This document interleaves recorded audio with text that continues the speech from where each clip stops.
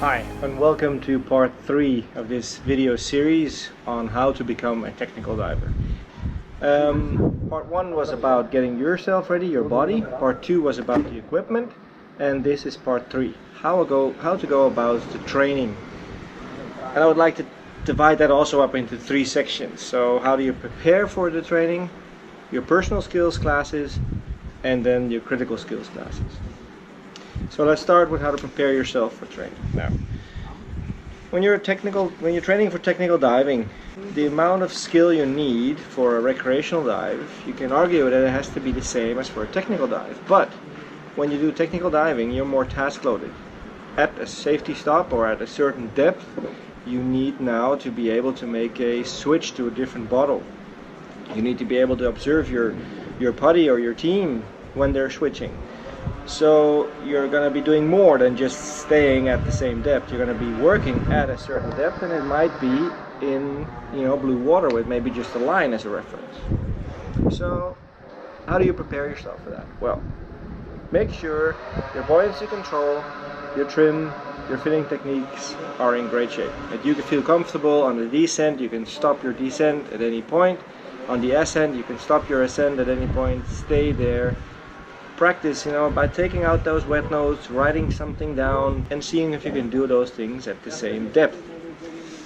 Pass it around, take a 1 kilo weight, pass that around with your team. Those are also good exercises to get yourself ready. When you actually start the training, we divide training up into 2 main sections. Personal skills classes, which are about you, the diver alone, and critical skills training, which basically means that we're going to put some critical scenarios in place which you then have to solve or react to using the skills you've learned on your personal skills class. Now, a personal skills class is what we call essentials of classes. So in this case, essentials of technical diving.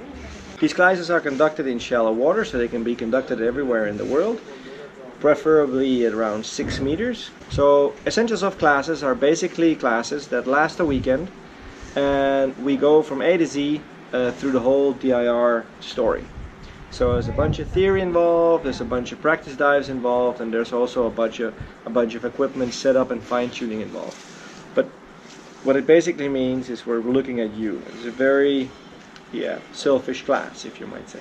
We're working at trim, we're working at buoyancy, we're working at finning techniques. We're working on your ability to do a gas switch. We're working on your ability to do a valve drill, an air share in mid-water, an air share from a stage or deco bottle. We're trying to hone these skills so that later, when you're ready for critical skills training, you can apply those skills to actual scenarios and make your technical diving course, your critical skills class, that much more valuable and that much more usable in real life afterwards.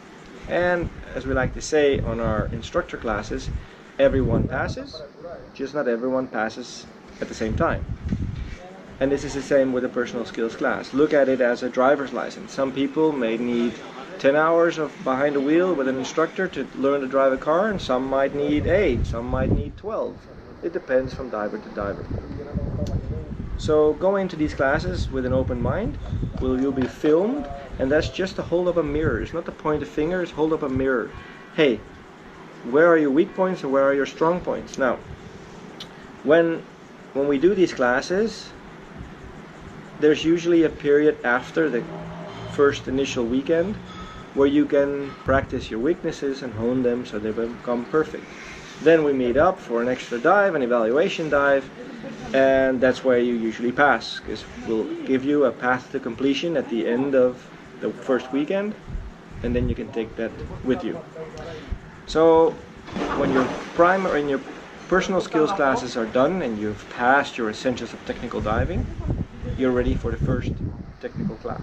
Now, the technical classes in UTD are ranged with depth, deco limit, and the deco gases, but they are not limited by your skill. That means what we're going to teach you from day one on technical diving is the right way to do it. We expect that your skill level is good enough to start on these classes. Hence we have the personal skills classes prior to the technical critical skills training. So on the first technical level, which is recreational, we'll teach you to dive a trimix blend of 25-25 or 21-35 down to 40 meters, and we'll use oxygen as decompression. There's many other ways of teaching you technical diving, and sometimes the first deco gas you're allowed to use is either nitrox 50 or 80% oxygen fill.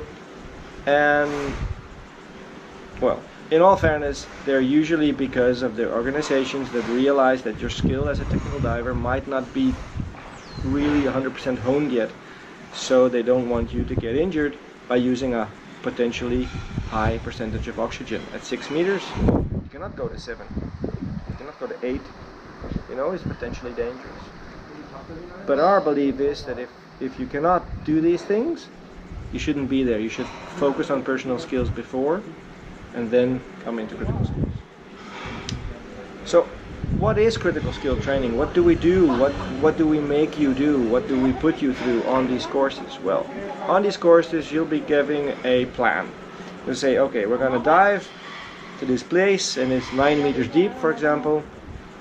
You're going to find a suitable spot, send up an SMB, tie that SMB to the bottom, and then take a reel, and from that spot you've tied off somewhere, you run a line about 60-70 meters long, and then your dive is given some limits. For example, say rock bottom of 75 bar, meaning you have to beat back at the line at 75 bar to start your ascent, and a maximum dive time of, let's say, 45 minutes.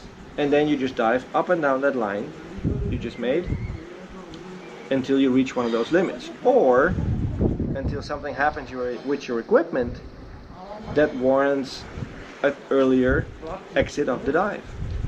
And this is where your personal skills come into play. The instructor will be behind you and monitoring you. I will be shadow diving, as we call it, so the students are below and in front of you.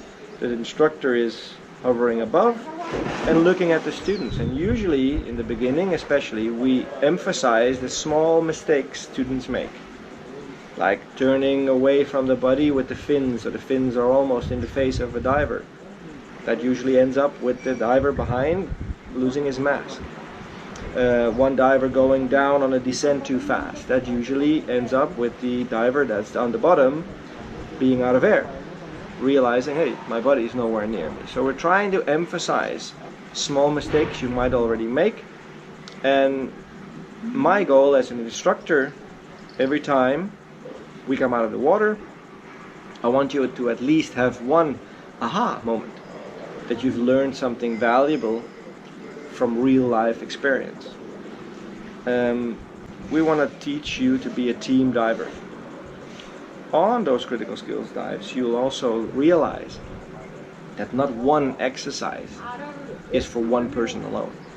Because while I might give diver a non-fixable failure, I'm monitoring diver B's awareness on diver A and diver C's awareness of becoming the new captain, because he's going to be in charge of the dive from that point onwards. With air sharing, where's the positioning of the other divers? Are we protected? Are we ready to help? Can we do we have open communication lines? It's all these things that we'll add during these critical skills training. I don't like to just do skills for the sake of skills or drills for the sake of drills. We're just gonna make it as realistic as possible. I will be diving with an air gun, which is a tiny little air nozzle I can attach to a low pressure inflator, and I can simulate failures on your twin set.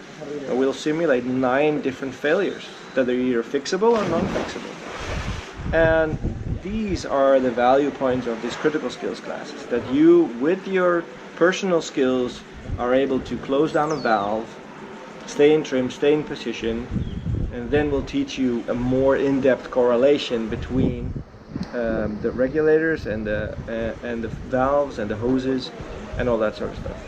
That makes these classes so much different than anything else that is being taught out there. Because in the other courses we used to spend a lot more time in doing actual valve drills or stage switches or air sharing, which should have been over and done with by that time. UTD is an inclusive organization, meaning if you have those skills, are you in perfect trim? Can you do a back kick? Can you shoot an SMB? Can you share air in control? We can do a checkout dive. If you can do all those things that are the contents of an essentials class, there's no point in spending a weekend training for an essentials class. We might do a shortened version and look at only ratio deco if that's new for you. You take a ratio deco mini, or if something else is new for you. Hey, the way of gas switching is completely different than what I was learned if you come from a different organization. We'll take a stage mini. So you don't have to start from zero if you have the skills to pass a decorational class, because you maybe already have a technical training from another organization. Happy days. We'll do what's called an ADR, annual dive review. We'll make a dive to whatever level you decide that you want to jump in at. Then we'll assess your skills together, on a fair basis, and then we'll decide your plan onwards. Anyway, I hope that these 3 video series have given you a little bit more insight on what it takes to become a technical diver. If you have any questions, contact us down below. Leave a comment. Contact us by email. We conduct these training dives all over the world. So give us a call, give us an email, and we can help you out getting deeper, going there where the fishes hide from other divers.